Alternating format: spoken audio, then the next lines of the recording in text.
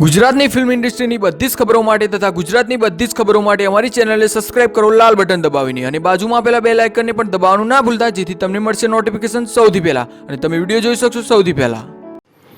નમસ્કાર મિત્રો, તો આપણી ગુજરાતી ફિલ્મ ઇન્ડસ્ટ્રીમાં દર વર્ષે ઘણી બધી ફિલ્મો રિલીઝ થતી હોય છે।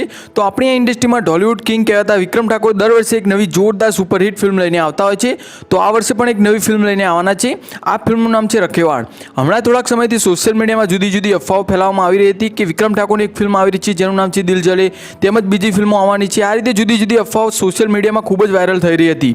આથી વિક્રમ ઠાકોરના ચાહકોને કોઈ ચોક્કસ માહિતી મળતી ન હતી, માટે આજે ચોક્કસ નક્કી થઈ ગયું છે કે આ વર્ષે 2019માં વિક્રમ ઠાકોરની આવનારી નવી ફિલ્મનું નામ રખેવાળ છે અને દર વર્ષની જેમ આ વર્ષે પણ આ ફિલ્મ દિવાળીના તહેવારમાં રિલીઝ કરવામાં આવશે। આ ફિલ્મની જાહેરાત વિક્રમ ઠાકોરના જન્મદિવસ ઉપર કરવામાં આવી હતી। આ ફિલ્મના ડાયરેક્ટર હસમુખ પટેલ છે, જે વિક્રમ ઠાકોરની મોટાભાગની ફિલ્મોના ડાયરેક્ટર રહી ચૂકેલા છે। વિક્રમ ઠાકોરની અત્યાર સુધીની બધી જ ફિલ્મો કરતાં તેમની આ ફિલ્મ અલગ જ અંદાજમાં બનાવવામાં આવશે। આ ફિલ્મમાં વિક્રમ ઠાકોર એક્શન કરતા જોવા મળશે અને આ ફિલ્મમાં તેમની સાથે મમતા સોની, જીતુ પંડ્યા જેવા અન્ય ગુજરાતી કલાકારો તમને જોવા મળશે।